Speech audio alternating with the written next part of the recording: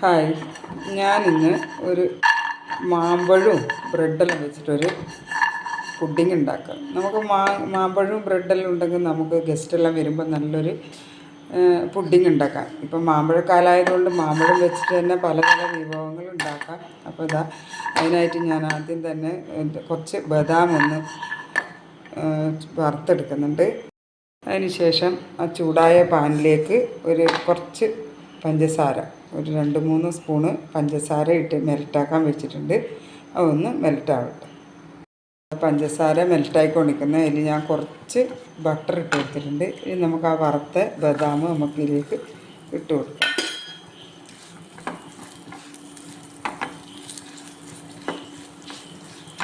നന്നായി ഒന്ന് ഇളക്കി യോജിപ്പിച്ചിട്ട് എടുക്കാം.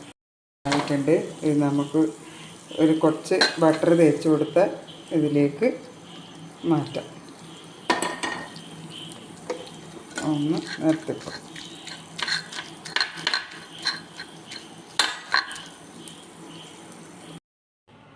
ഇനി നമുക്ക് പുഡിങ്ങിന് ആവശ്യമായ ഞാൻ 2 നല്ല മുഴുത്ത മാങ്ങ തന്നെയാണ് എടുത്തിട്ടുള്ളത്. അപ്പം ഇത് രണ്ടും നമുക്ക് ചെത്തി വൃത്തിയാക്കാം.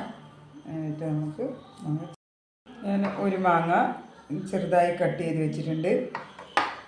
2 ഉണ്ടായിട്ടില്ലേ, അതിലൊന്ന് നമുക്ക് മിക്സിയിൽ ചെറുതായി കട്ട് ചെയ്തിട്ട് അടിച്ചെടുക്കാം. നമുക്ക് ഈ മാങ്ങയുടെ അടുത്ത് കുറച്ച് പഞ്ചസാരയും കൂടി കൂട്ടിയിട്ട് അരച്ചെടുക്കാം. നമ്മളിത് ഇവിടെ അരച്ചെടുത്ത് വെച്ചിട്ടുണ്ട്. ഇനി നമുക്ക് ഈ മാങ്ങ ഒന്ന് വേവിച്ചെടുക്കണം. അതിനായിട്ട് നമ്മൾ നേരത്തെ മെൽറ്റാക്കാനെടുത്ത അതേ പാൻ അടുപ്പത്ത് വെച്ചിട്ടുണ്ട്. നമുക്ക് ഈ മാങ്ങ ഇതിലേക്ക് ഇട്ട് കൊടുക്കാം.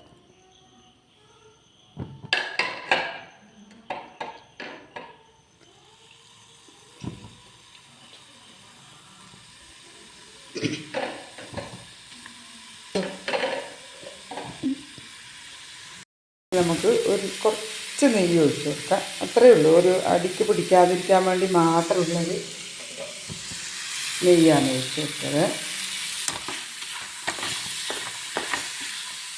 നന്നായി ഇളക്കി കൊടുക്കാം. ഇനി നമുക്ക് വേണ്ടുന്നത് മധുരം വേണമല്ലോ. പുഡിങ് എന്ന് പറയുമ്പോൾ എന്തായാലും മധുരം വേണം. മിൽക്ക് മെയ്ഡോ അല്ലെങ്കിൽ പഞ്ചസാര ഇട്ട് കൊടുക്കാം. അപ്പം ഞാൻ ഇതിനകത്ത് കുറച്ച് പഞ്ചസാര, ഒരു 1/4 കപ്പ് പഞ്ചസാര വേണ്ടി വരും. ഞാനിപ്പോൾ 2-3 സ്പൂണ് ഇട്ട് കൊടുത്തിട്ടുണ്ട്. നന്നായി ഒന്ന് ഇത് നല്ലോണം വേവിച്ച് എടുക്കണം. പഞ്ചസാര ഇടുമ്പോൾ പിന്നെ അത് വെള്ളം പോലെ ആവും, പിന്നെ അടുത്ത് പിടിക്കില്ല.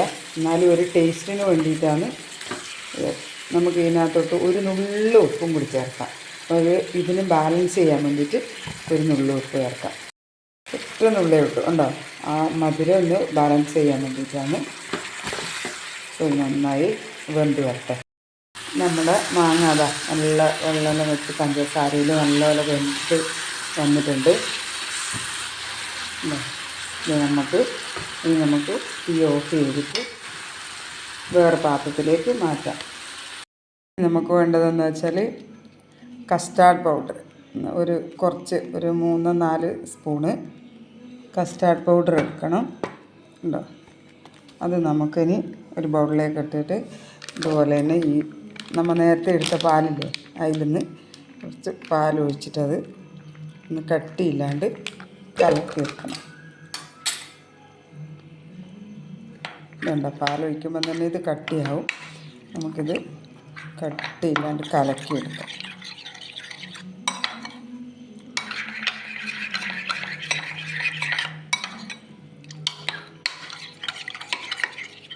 നല്ല നമ്മുടെ പാലിട നന്നായി തിളക്കാനായിട്ടുണ്ട്. ഞാൻ ഇതിലേക്ക് പഞ്ചസാര ഇട്ട് കൊടുത്തിട്ടുണ്ട്. പഞ്ചസാര ഇടുന്ന വീഡിയോ പിടിക്കാൻ വിട്ടുപോയതാണ്. മിൽക്ക് മെയ്ഡ് ഉപയോഗിക്കുന്നുണ്ടെങ്കിൽ മിൽക്ക് മെയ്ഡ് ഒഴിക്കാം. ഞാൻ മിൽക്ക് മെയ്ഡല്ല, പഞ്ചസാര തന്നെ ഇട്ടിന്. അപ്പോൾ ഇതിൽ നല്ല മധുരത്തിന് ആവശ്യമായ പഞ്ചസാര ഇട്ടിട്ടുണ്ട്. ഇനി നമുക്ക് ഈ കലക്കി വെച്ച നമ്മൾ കസ്റ്റാർഡ് പൗഡർ കലക്കി വെച്ചിട്ടേ അത് ലോ ഫ്ലെയിമിലാക്കിയിട്ട് കുറേശ്ശെ ഒഴിച്ചു കൊടുക്കണം. ഇതിലേക്ക് ഒഴിച്ചു കൊടുക്കാം. ഒഴിച്ചു കൊടുത്താട് തന്നെ ഇളക്കണം, കാരണം ഇത് കട്ട കെട്ടിപ്പോവും. അപ്പോൾ ഇത് നന്നായി ഇളക്കി കട്ടയില്ലാതെ ഇളക്കി വരണം.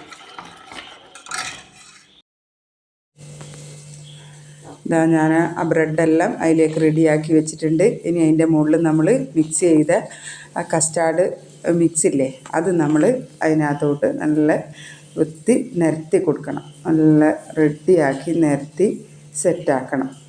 ഉണ്ട്, എല്ലായിടത്തും ഒരുപോലെ വന്ന് റെഡിയാക്കണം. കസ്റ്റാർഡ് പൗഡറെല്ലാം ഇതാ ഒരേപോലെ നിരത്തി റെഡിയാക്കിയിട്ടുണ്ട്. ഇനി നമുക്ക് ആ റെഡിയാക്കി വെച്ച മാങ്ങ ഇതിൻ്റെ മുകളിലെല്ലാം ഒരേപോലെ നിരത്തി കൊടുക്കാം. ഉണ്ടോ, ഓരോ സൈഡിലേക്ക് കൃത്യമായിട്ട് ഒരു സൈഡിലേക്കായിട്ട് നിരത്തി കൊടുക്കാം. നല്ല മധുരമുള്ള മാങ്ങയാണ്, അത് കഴിക്കാനും നല്ല ടേസ്റ്റാട്ടോ. അപ്പോൾ നമുക്ക് മാങ്ങ ആദ്യം നിരത്തി കൊടുക്കണം. ഓരോ ഭാഗത്തേക്കായിട്ട് നിരത്തി വെക്കുക. അതിന് മറ്റേ 2 ലെയറാക്കേണ്ടതാണ്. അപ്പോൾ കുറച്ച് ഇട്ട് കൊടുക്കാം. എന്നിട്ട് നമുക്ക് ഈ മാങ്ങ ഇട്ടതിന് ശേഷമാണ് നമ്മൾ പൊടിച്ച് വെച്ച നട്ട്സ് ഉണ്ടല്ലോ, അതും കൂടി നമുക്ക് ഇതിലേക്ക് ഒരേപോലെ നിരത്തിയിടണം. ഉണ്ടോ, നമ്മൾ പൊടിച്ച് വെച്ച നട്ട്സും കൂടി അതിൻ്റെ മുകളിലേക്ക് നല്ലപോലെ നട്ട്സ് ഞാൻ എടുത്ത് വെച്ചിട്ടുണ്ടതിന്.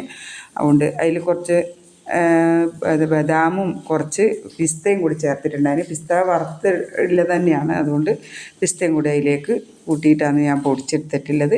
അപ്പോൾ നമുക്ക് പിസ്തയും ഇവിടെ റെഡിയാക്കിയിട്ട് ഒരേപോലെ ആക്കി ഇട്ട് കൊടുക്കുക. നല്ലപോലെ നട്ട്സ് ഇട്ടാലാണ് അതിൻ്റെ ടേസ്റ്റ് ഉണ്ടാവുക. നമ്മൾ ഫ്രിഡ്ജിൽ വെച്ച് തണുപ്പിച്ചിട്ടല്ലേ കഴിക്കലേ. അപ്പോൾ നമുക്ക് അതും കൂടി റെഡിയാക്കി എടുത്തിട്ട് നമുക്ക് പിന്നെ 2ാമത്തെ ലെയർ ബ്രെഡും കൂടി വെച്ച് കൊടുക്കും.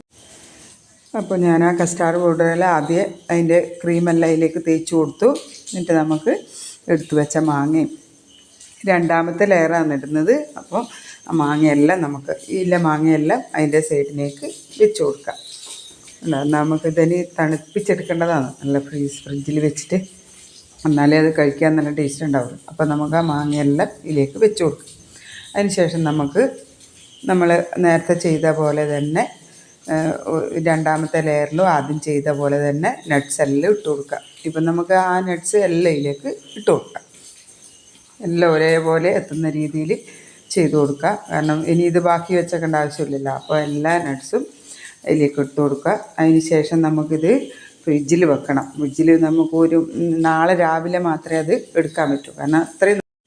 അപ്പോൾ ഇതാ നമ്മൾ ഇന്നലെ റെഡിയാക്കിയിട്ട് ഫ്രിഡ്ജിൽ വെച്ച പുഡിങ് ഞാൻ ഇന്ന് വൃത്തിയാക്കി എടുത്തിട്ടുണ്ട്.